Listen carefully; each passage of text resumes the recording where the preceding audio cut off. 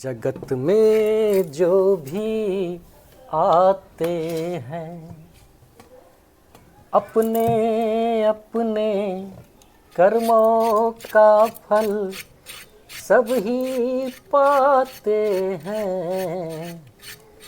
जगत में जो भी आते हैं। आपने समझा इस लाइन को कि संसार में जितने भी जीव आते हैं सबको उसके कर्म के अनुसार ही उसे सुख और दुख मिलता है। जय श्री राम बंधुओं। जय श्री राम। आज के ब्लॉग बनाने का निर्णय जो हुआ, मैं जब भी अपने सनातन धर्म के ग्रंथ को पढ़ता हूँ तो बाद में अक्सर हमारी धर्म पत्नी पूछती हैं कि आज जो आपने पढ़ा उसका लाभ हमें भी मिलना चाहिए। कुछ अच्छी बातें, अच्छे अनुभव हमें दीजिए जिससे हमें भी भगवत प्राप्ति हो सके। भगवान की भक्त ये भी हैं और ये अपने कार्यों में इस प्रकार से संलग्न रहती हैं। तो मैंने इनको बोला कोई बात नहीं, मुझे जब अवसर मिलेगा तो जब आप निश्चिंत से रहिएगा तो मैं आपको भगवान की कथा श्रवण कराऊंगा। जितना मैं समझ पाऊंगा वो मैं आपके सामने भी प्रकट करूंगा। तो इन्होंने प्रश्न पूछा कि जीवन में सुख दुख जो आता है, सुख तो ठीक है, ये दुख क्यों आता है, उसके क्या कारण है। तो बंधुओं, समझने की बात है, भगवान बड़े दयालु हैं और उनका जो विधान है कल्याणकारी है। तो जीवन में सुख और दुख जीव को जो मिलता है उसके कर्मों के फल के अनुरूप ही मिलता है। 84 लाख योनि में से मानव योनि ही एक मानव योनि बाकी के योनियों से थोड़ा अलग है। थोड़ा अलग इसलिए कि सुख दुख हर प्राणी को है, लेकिन मनुष्य को एक विशेष अधिकार मिला हुआ है। 84 लाख योनि में से मनुष्य को अगर छोड़ दिया जाए तो जितने भी जीव हैं वो सिर्फ अपने कर्मों का फल भोगने के लिए जन्म लेता है। और मनुष्य का जन्म जो होता है अपने किए हुए कर्मों का फल भोगने के लिए तो होता ही है, साथ ही उसे अपने जीवन से मुक्ति का भी मार्ग तैयार करने का अधिकार मिलता है कि आप चाहें तो ऐसा भजन करें, ऐसा कर्तव्य करें, अपने धर्म का पालन करें तो आप जीवन मरण के चक्र से छूट जाएंगे और आप भगवान के पार्षद हो जाएंगे। भगवान का पार्षद बोले तो भगवान के पार्षद का अर्थ है जैसे भगवान श्री रामचंद्र जी, भगवान श्री कृष्ण जी जब अवतार लेते हैं, जब परब्रह्म परमेश्वर भगवान श्री हरि जब अवतार लेते हैं तो उनके अवतार काल में उनका सहयोग करने के लिए और जो उनके अनुचर होते हैं वो भगवान के पार्षद कहलाते हैं। जैसे लक्ष्मण जी हो गए, शत्रुघ्न जी हो गए, भरत जी हो गए, ये सारे भगवान के पार्षद हैं। और ये सब ऐसे दिव्य आत्मा हैं जिन्होंने मनुष्य योनि को प्राप्त करके ऐसे उत्तम कार्य किए, ऐसे उत्तम कर्तव्य का निर्वाह किया जो वो जीवन से मुक्त हो गए और भगवान के धाम साकेत धाम में उनका सदा के लिए निवास हो गया। साकेत धाम कहें या गौलोक कहें या वैकुंठ कहें, ये सब एक ही है, एक ही स्थान के ये नाम है। ये भगवान का धाम का नाम, भगवान के धाम का नाम है। तो प्रश्न है कि जीवन में दुख क्यों आता है। इनके प्रश्न का उत्तर मैं सबसे पहले मैं देना चाहूँगा कि मित्रों, हमारे आपके कोटि कोटि करोड़ों जन्म हो चुके हैं और हर जन्म में कुछ अच्छा कुछ बुरा, अर्थात कुछ पुण्य कुछ पाप का हम लोगों ने कर्म किया और ये उसका एक बहुत बड़ा गोदाम कर्मों का रखा हुआ है, एक बहुत बड़ा गोदाम हम लोगों ने तैयार किया। तो भगवान क्या करते हैं, किसी भी जीव को शरीर देने से पहले उसके कर्म से कुछ पाप कुछ पुण्य का हिस्सा लेकर के उसका भाग्य तैयार करते हैं और उसे पृथ्वी लोक में भेज देते हैं। तो जितने भी जीव हैं अपने कर्म के अनुरूप अपना सुख दुख काटता है और मनुष्य योनि में भी उन कर्मों के अनुसार सुख दुख आता है। इनका प्रश्न था, आप समझ रही होंगी, इनका प्रश्न था कि जीवन में दुख क्यों आता है, तो मैंने बोला कर्मों के अनुसार आता है। तो फिर इनका प्रश्न था कि कर्म के अनुसार अगर आता है तो कुछ बच्चे जन्म लेते हैं, जन्म लेते ही उनके शरीर में कोई खतरनाक बीमारी, ऐसा असाध्य बीमारी हो जाता है, इतनी कष्टदायक पीड़ा, वो बच्चे ने तो कोई कर्म नहीं किया, तो उसको कहाँ से इतना दुख मिल गया। तो वही मैं इनको बताता हूँ, बच्चे का जन्म अभी हुआ है, लेकिन ये शरीर बिल्कुल नया है, इस शरीर से कोई कर्म नहीं किया है, लेकिन इसके पहले भी इसका जो जन्म हुआ होगा उसके कर्म के हिसाब से इस समय जो जन्म लिया, जन्म लेते ही उसके अंदर बीमारी आ गई। अब इसको प्रारब्ध कहते हैं। प्रारब्ध अच्छा भी होता है, बुरा भी होता है। अच्छा प्रारब्ध आपको सुख पहुंचाएगा, अब बुरा प्रारब्ध आपको कष्ट पहुंचाएगा। और मनुष्य योनि में जन्म लेने के बाद अगर आपका भजन प्रबल हो तो आप प्रारब्ध को हरा सकते हैं। ये इतना सरल नहीं है प्रारब्ध को हराना। आप संसार में साधन से बहुत सुख हासिल कर सकते हैं, लेकिन संसार में कोई भी ऐसा साधन नहीं है जिससे आप अपने प्रारब्ध को हरा दीजिएगा। ठीक है, समझ रही हैं? प्रारब्ध हो गया हमारे पिछले जन्म के कर्मों का लेखा जोखा। अच्छा कर्म है तो अच्छा प्रारब्ध बनेगा, बुरा कर्म है तो बुरा प्रारब्ध बनेगा। और मनुष्य जीवन में अच्छा कर्म करते हैं, दुख तो आएगा, सुख भी आएगा, दुख आएगा, अपने हिसाब से आएगा। लेकिन मनुष्य जीवन में और एक विशेष बात क्या है कि आप जब अपने अच्छे कर्मों की तरफ ध्यान देंगे, अपने कर्तव्यों का जब निर्वाह करेंगे, तो विधाता का एक नियम है, प्रकृति में एक नियम है कि आपके जीवन में जितने भी कष्ट होंगे, है ना, जैसे साल में 12 महीना, जनवरी, फरवरी, मार्च, इस प्रकार से दिसंबर तक, तो कुछ दुख जनवरी में लिखा होगा, कुछ फरवरी में आएगा, कुछ मार्च में आएगा, इस प्रकार से दिसंबर में कुछ दुख आएगा, कुछ सुख जनवरी में मिलेगा, फरवरी में, मार्च में, अप्रैल में, कुछ सुख दिसंबर में भी मिलेगा। तो जब आप धर्म के मार्ग पे चलते हैं, अपने सत्कर्म के मार्ग पे चलते हैं, तो जितना भी दुख होता है वो सब एक साथ आपके सामने पहले दुख ही आएगा। और उससे क्या होता है, भक्त के जीवन में निखार आता है, भक्त परिपक्व होता है, आप कर्तव्यनिष्ठ होते हैं, वो दुख ही आपको दृढ़ करता है।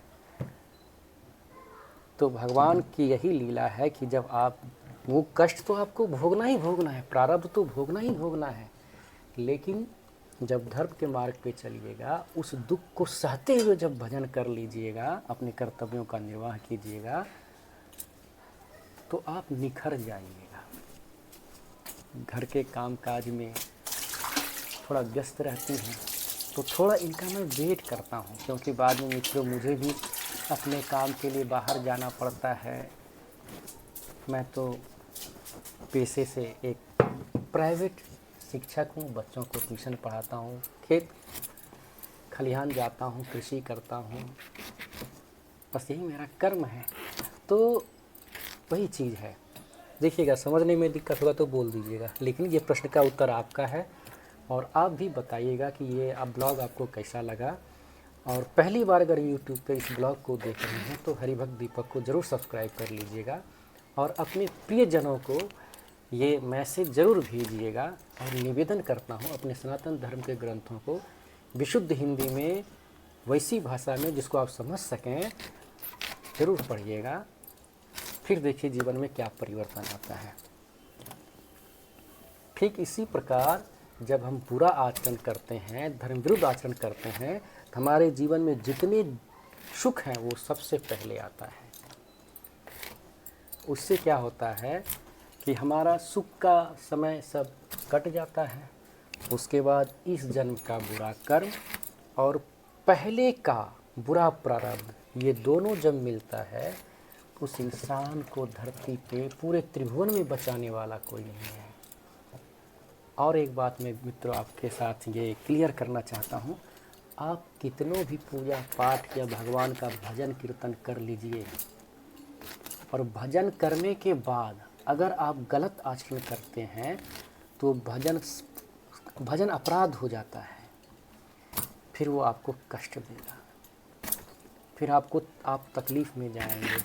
तो अगर आप भगवान को मानते हैं, धर्म को मानते हैं, तो धर्म की मर्यादा के अनुसार चलिएगा।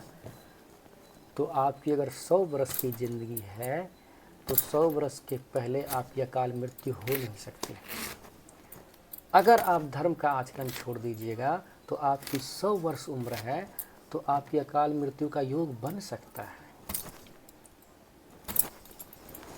समझिएगा बात को। अगर धर्म के नैया पे चलेंगे, अगर किसी इंसान का उम्र 100 वर्ष है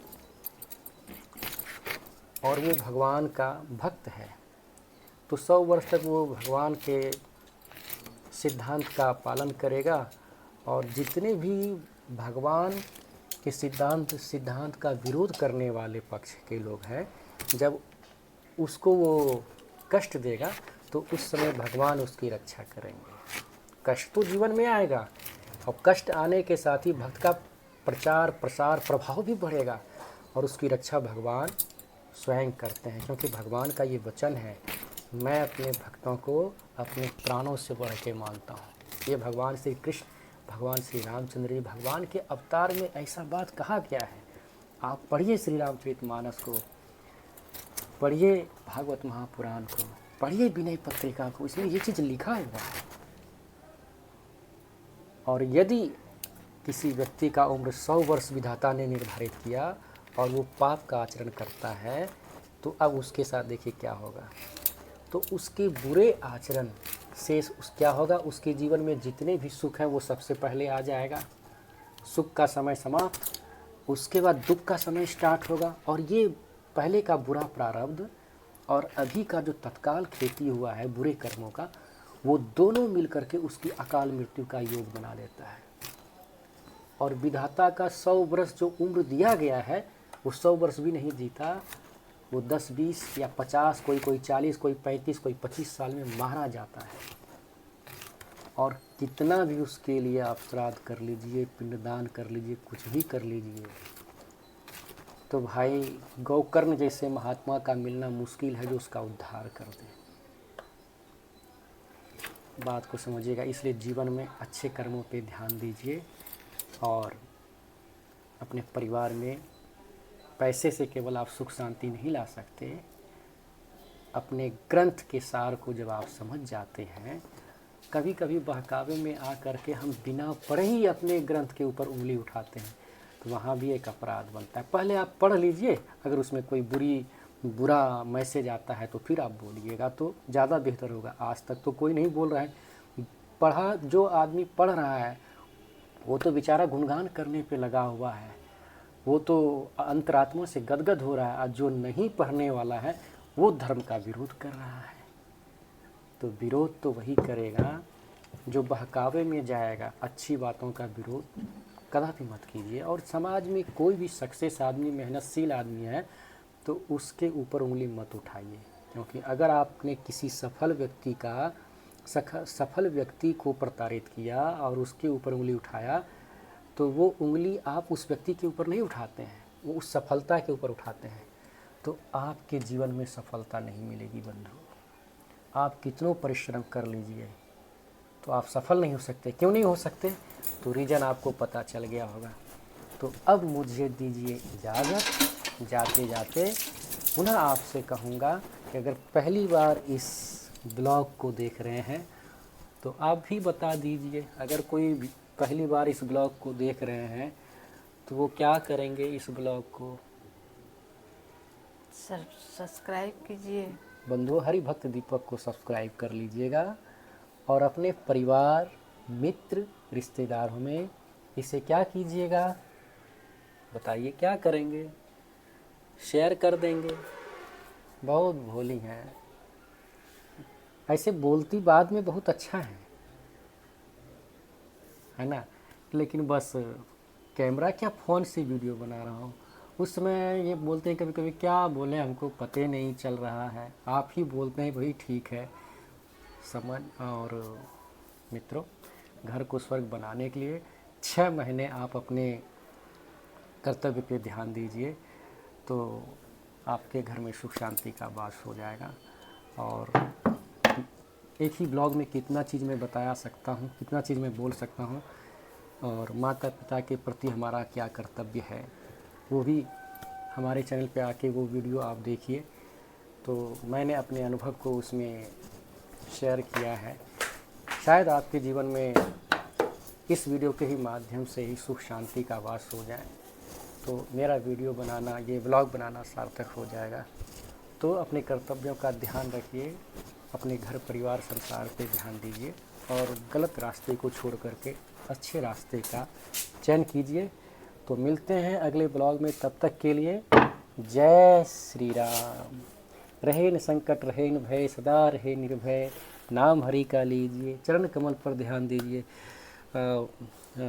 ऐसा कीजिए, थोड़ा जय श्री राम बोल दीजिए। हालांकि हाथ में करेली की सब्जी लेकर के ये जय श्री राम।